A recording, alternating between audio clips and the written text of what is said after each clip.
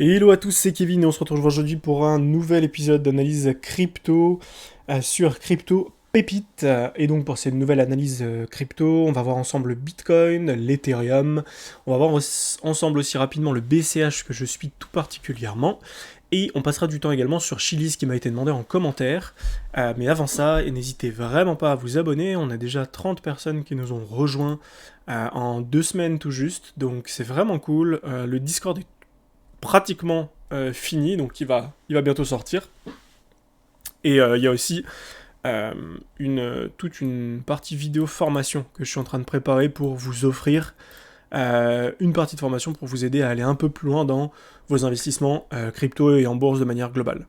Donc on est parti maintenant, n'hésitez pas à vous abonner et à laisser un like dès maintenant, je vous laisse 3 secondes. Et on est parti ensemble. Alors du coup, le Bitcoin, qu'est-ce qu'il nous a fait hier? Le Bitcoin nous a fait une grosse chute hier, très grosse chute du Bitcoin. On a perdu grosso modo juste sur la bougie 6-7%.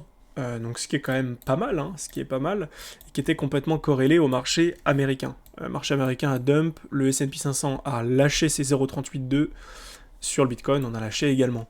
Si on regarde d'ailleurs sur le Bitcoin, qu'est-ce qui s'était passé ici? On peut voir que le 8 avril, donc le 8 avril juste ici, on avait perdu les 0,382 qui sont là, on les avait perdus. Derrière, petit rebond, où on va chasser tous les stops, et derrière, on part. Donc à partir du moment où on avait cette info ici qu'on avait cassé les 0,382, il y avait de grandes chances que ça soit juste une chasse au stop au-dessus pour repartir plus bas.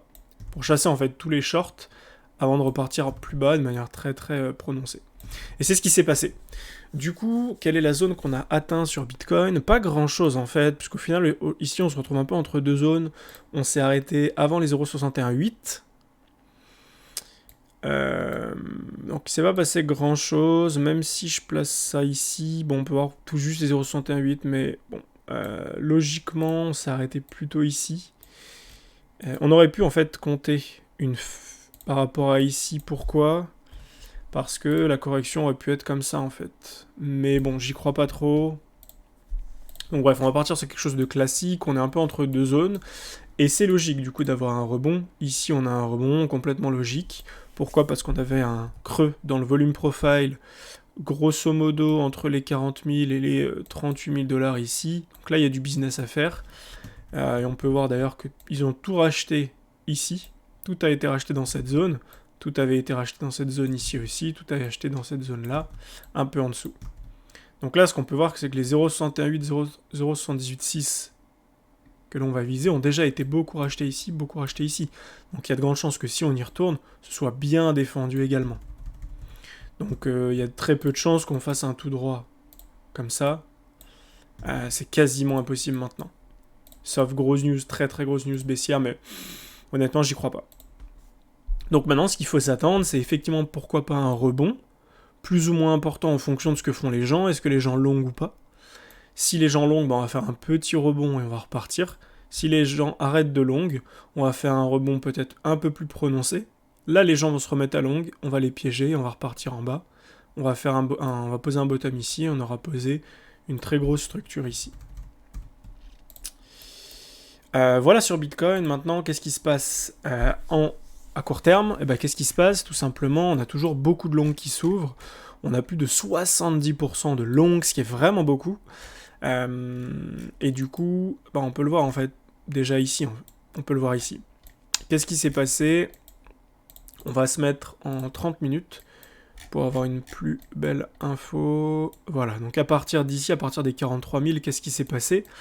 Déjà avant, on avait eu une explosion des longues.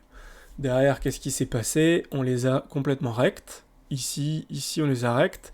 Sauf que le problème, c'est que, en fait, on a beaucoup de longues qui s'ouvrent. On a beaucoup de longues qui s'ouvrent, beaucoup de longues qui sont ouvertes ici. Et là, on en a enfin certains qui se sont fermés. Du coup, on a posé un bottom provisoire, on est remonté. Sauf qu'on est remonté, qu'est-ce qui s'est passé? On a rouvert beaucoup de longues ici. Donc on a dû quoi? Les défoncer ici. On peut le voir là. Ici. Par rapport à ça. On peut voir qu'on avait le cours qui a remonté. Les longues ici qui se sont rouverts. ils sont refermés un petit peu, puis là ils ont explosé ici dès qu'on a passé en fait les 40 200. Beaucoup de gens ont dû se positionner en long en disant c'est bon, on n'ira plus en dessous de 40K. Et du coup, beaucoup de longs se sont ouverts ici, sur cette petite montée. Derrière, qu'est-ce qu'on fait? On les recte complètement, et on peut voir ici que beaucoup de gens se sont fait défoncer, puisque les longs se sont fermés super vite, donc des gens ont dû se faire liquider quand le cours est passé en dessous de 40 000 en fait. Et derrière, on a une petite montée, mais ça suit pas beaucoup sur le ratio, donc ça c'est une bonne nouvelle. C'est-à-dire que peut-être les gens sont un petit peu calmés, et ce qu'on attend de voir maintenant, c'est une remontée lente, avec un ratio qui continue de baisser. Et ça pourrait nous permettre de remonter vers les 42 000, 42 500 peut-être. On va regarder ça ensemble. Comment on fait pour regarder? Eh ben on va prendre l'ancien plus haut au bottom, 0,382 qui se situe juste là, au 42 650. Donc la prochaine zone sur laquelle on peut potentiellement s'arrêter dans les prochains jours, c'est potentiellement ce point-là qu'on voudra shorter principalement pour une continuation de tendance avec une sorte de AB égale CD. C'est-à-dire que ce dernier mouvement sera égal à celui-ci. Pour vous montrer que j'avais bossé ça un peu avant. Hop, voilà. Voilà ce qu'on pourrait faire. Ce qui nous amènerait bas, hein, mais en gros, ce serait une grosse ici, on revient là, tout est racheté finalement, on clôture ici et on repart. C'est-à-dire que là, on ferait une mèche basse, on revient ici et on repart. Et en fait, on viendrait chercher avec celle-ci, on viendrait chercher toute la liquidité en dessous de tous ceux qui ont posé un bottom ici. Il y a beaucoup de liquidité à venir chercher. Et du coup, qu'est-ce qu'on a fait? On a venu récupérer la liquidité au-dessus de ces points-là, juste ici, avant de bloquer tous les gens qui sont venus acheter ici, on les a bloqués. On est venu récupérer les liquidités ici des shorts qui sont devenus longues. Les longues ici, on les a rachetées, et derrière, on va plus bas. Et maintenant, on peut aller chasser sous ces creux ici pour récupérer tous les longues, les récupérer ici, et ensuite refaire pump le marché. Donc ça peut paraître bas pour beaucoup de monde, mais c'est quelque chose qui est vraiment possible d'aller aussi bas. Vous voyez ce qui nous ferait aller vers les 0,854, 35 000 $, c'est possible. En mèche, c'est quelque chose qui est largement possible. Donc voilà, rien de plus à dire sur Bitcoin, on va passer rapidement sur ETH, même si c'est pas passé grand chose de plus. Pourquoi ETH a moins retracé que Bitcoin, cependant, hier, on a cassé les 0,382 ici. Je vais vous remontrer ça. Donc les 0,382 qui sont cette zone, là, ici, on les a cassés vers le bas. Donc là, aujourd'hui, on remonte un petit peu, on voit qu'on n'arrive même pas à repasser la zone des 0,382. Mais on pourrait très bien faire comme Bitcoin, c'est-à-dire les 0,382 qui sont... on va se replacer ici. Ici. Donc on les a cassés. On réintègre un petit peu, puis finalement on va plus bas. Sur Ethereum, c'est exactement ce qui pourrait se passer, c'est-à-dire on casse les 0,382, on revient ici un petit peu, on peut revenir même faire du business un peu au-dessus, puis finalement on se renfonce pour aller en zone de rechargement de longue, et enfin être positionné sur quelque chose de sympa. Donc soyez patients, pour l'instant aucun signe de retournement, que ce soit sur Bitcoin ou sur Ethereum. La seule chose qu'on peut dire, c'est qu'effectivement en daily, on a posé, en 4 heures, on a posé ici, on a fait une divergence avec le MACD qui a quasiment cross bullish, pas encore, donc attention, on peut très bien refaire ça, finalement, mais qui a quasiment cross bullish. Si ça cross bullish, on pourrait revoir quelque chose comme ça pendant quelques jours, avant de repartir ici, potentiellement, en fonction de ce qui se passe. Encore une fois, si énormément de longues se referment, si les gens sont bearish en se disant j'y crois pas, on peut aller chasser plus haut.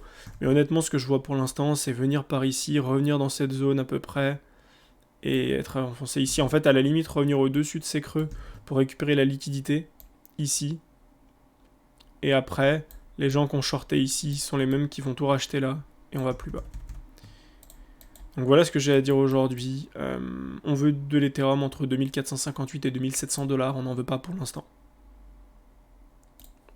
Sur Ethereum, on a moins de longs qui s'ouvrent, mais la même chose que le Bitcoin. On a eu beaucoup de longs qui sont ouverts, et c'est pas bon. On a défoncé tout le monde, énormément de longs qui s'ouvrent, les gens qui essayent d'attraper le couteau. Ici, sur la descente, les gens se disent on achète, on achète, on achète. Pourquoi? Deux raisons. Soit ils se disent que c'est le bottom et que le cours va monter. Soit, ce qui est plus probable, c'est de se dire que les gens ont potentiellement acheté ici. On va plus bas. Vu qu'ils ont acheté avec du levier, ils risquent de se faire liquider. Leur prix de liquidation est peut-être ici. Du coup, ils rachètent un gros ordre là pour que leur prix de liquidation qui est ici se retrouve plus bas. En fait, ils lissent leur prix.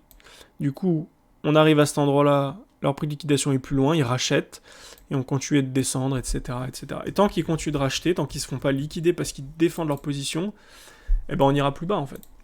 Jusqu'à un moment où soit ils vont se faire liquider parce qu'ils n'ont plus d'argent à mettre, du coup ils se font liquider parce qu'ils peuvent plus refiler, soit ils en ont marre de remettre l'argent tout sur leur position parce qu'ils se disent dans tous les cas je vais me faire prendre, du coup ils acceptent de se faire prendre, on les récupère, on prend la liquidité et on repart au nord. J'espère que c'est clair pour vous. Si jamais pour certains c'est pas clair, je comprends complètement. N'hésitez vraiment pas à me mettre en commentaire si vous n'avez pas compris cette partie-là. Sur la partie, vous pouvez noter. On va noter la partie effet de levier. Effet de levier. Je vais vous noter ici. Effet de levier. Voilà. Qu'est-ce que l'effet de levier? Comment ça se passe? Comment ça fonctionne? Parce que peut-être qu'il y en a beaucoup d'entre vous qui achètent beaucoup en spot. Là, encore une fois, vous savez peut-être même pas que vous achetez en spot.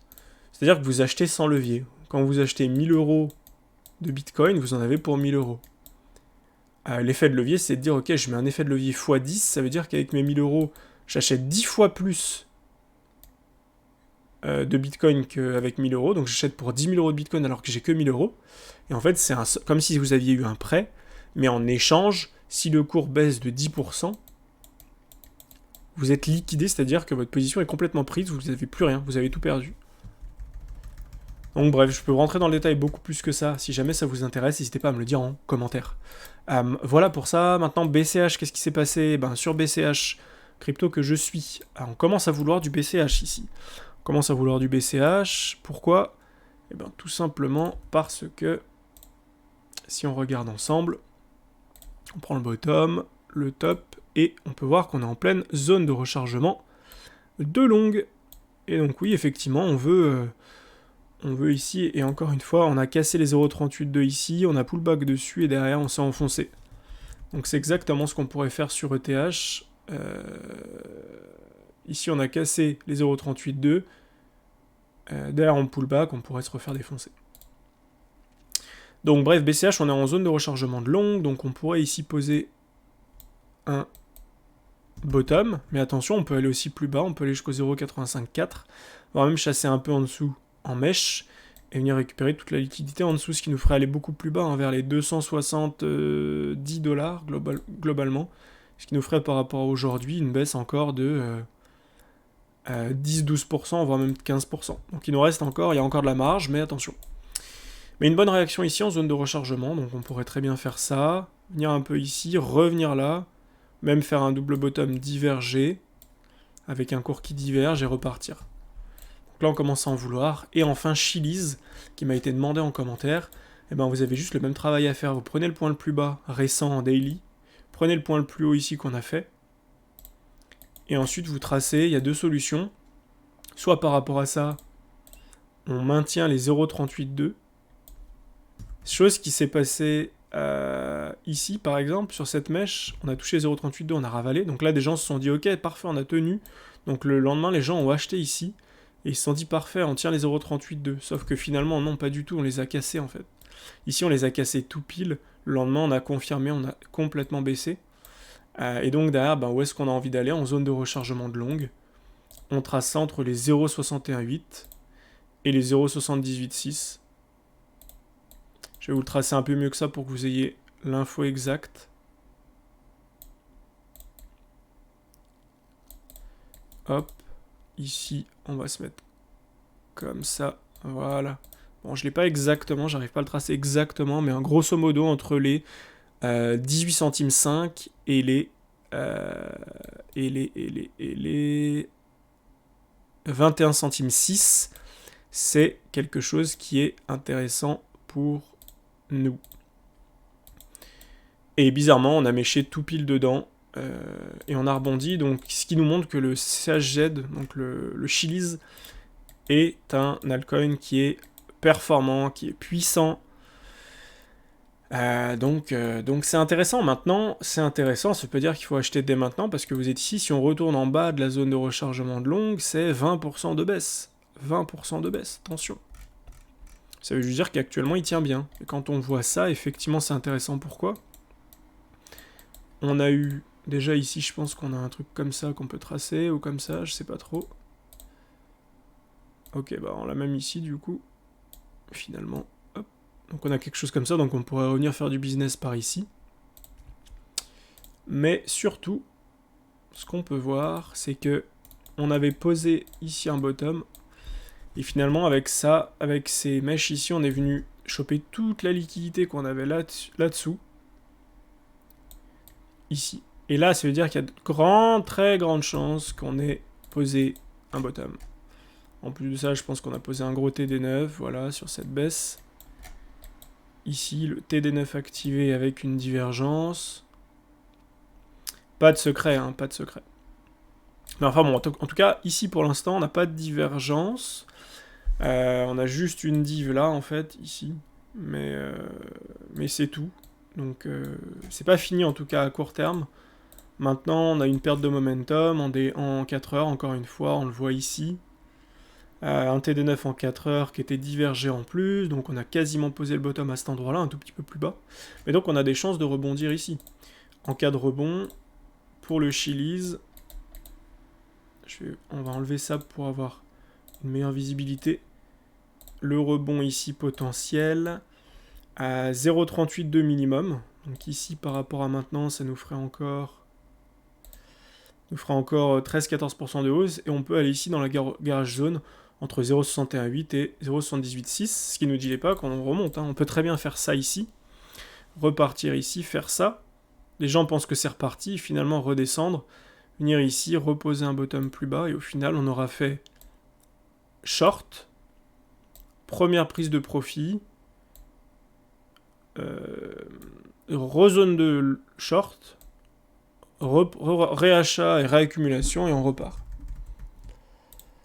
Donc en tout cas, pour l'instant, je vous demande, si j'étais à votre place, je serais patient et j'attendrais des retournements, des structures de retournement.